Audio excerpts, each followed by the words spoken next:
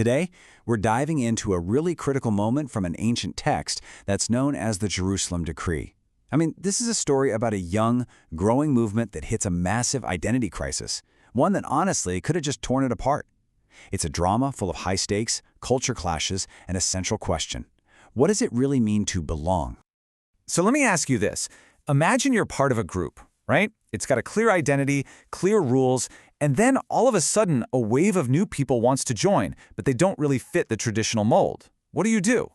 That is the exact problem that lit the fuse on the huge conflict we're about to explore. Okay, so our story kicks off in Antioch. You got to picture this place. It's a bustling, super diverse city, and it's become this amazing hub for this new faith. You have people from all sorts of different backgrounds coming together, but as you can probably guess, that diversity is about to lead to a major clash of ideas. And here's where things really heat up. Some teachers show up from the traditional heartland, Judea, and they draw a hard line in the sand. They basically say, look, to truly belong here, to be saved, all you newcomers have to follow the ancient laws, specifically circumcision.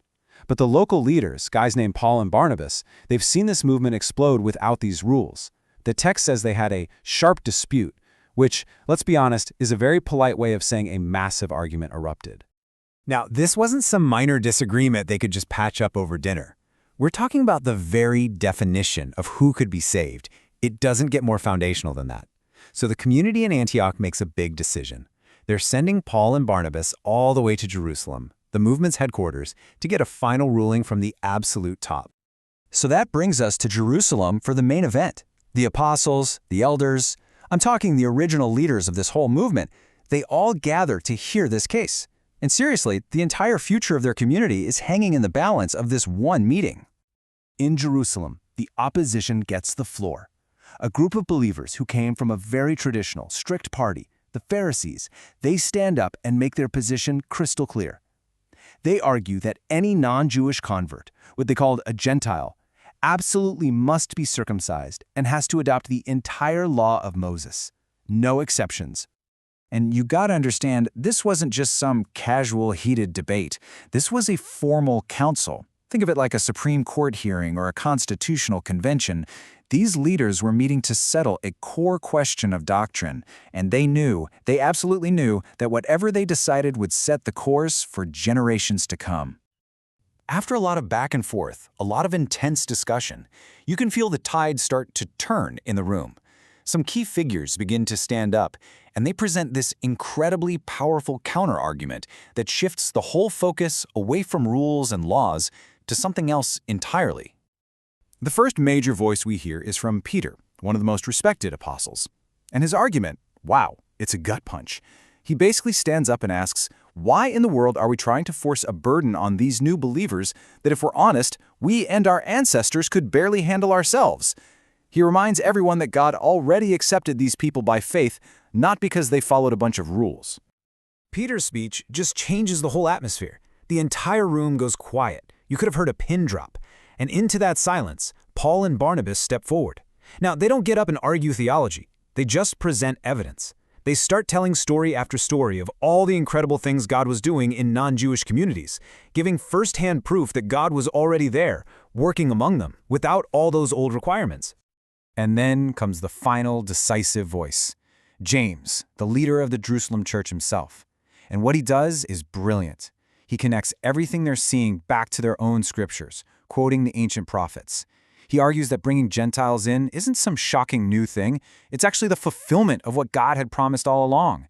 He completely reframes the debate. This was God's plan from the very beginning. So, with all the arguments made, James delivers the verdict. A judgment is reached. It's a compromise that manages to honor tradition while also making room for this new thing God was doing. And it's all written down in a letter to be sent back to the churches. So here is the council's absolutely brilliant compromise. They decide not to burden the new believers with the whole law. Instead, they give them just 4 practical requirements. And the point here wasn't about earning salvation, not at all. It was about promoting unity and basic ethics, making it possible for this really diverse community of people to actually live together, eat together, and get along. The messengers take this letter all the way back to Antioch, and the result? Just immediate and total relief. The community reads the decision and they are overjoyed. The crisis was averted. This encouraging message completely healed the division, and the movement was unified again, all centered on this principle of grace. So you'd think that's the end of the story, right? A huge crisis is solved, everyone's happy, and they all move forward together. But the text adds this fascinating final chapter. It's a really powerful reminder that even when you solve the big, world-changing problems, sometimes it's the small, personal ones that can still trip you up. So get this. Our two heroes, Paul and Barnabas, the guys who stood shoulder to shoulder against all that pressure in Jerusalem, well, now they have a sharp disagreement of their own. And it's not about theology, it's about personnel. Barnabas wants to bring a young guy, John Mark, on their next trip and give him a second chance. But Paul remembers that Mark actually deserted them on a previous mission, and he just thinks it's a terrible idea. And here is the truly shocking part. These two close friends, these partners who had just faced down a crisis that could have split their entire world, they couldn't resolve this personal conflict. The text says their disagreement was so sharp, they actually parted ways. Barnabas took Mark and sailed to Cyprus, and Paul chose a new partner, Silas, and went in a completely different direction. And that leaves us with this final, really provocative question. This ancient story shows us a movement that successfully navigated a huge identity crisis, right? They defined their core mission. But it also shows that even when you have that clarity, human relationships are messy, they're complicated. So the question for any of us in any team or organization is this: once you've settled the big what we believe, how do you handle the inevitable conflicts over the who we work with and the how we do it?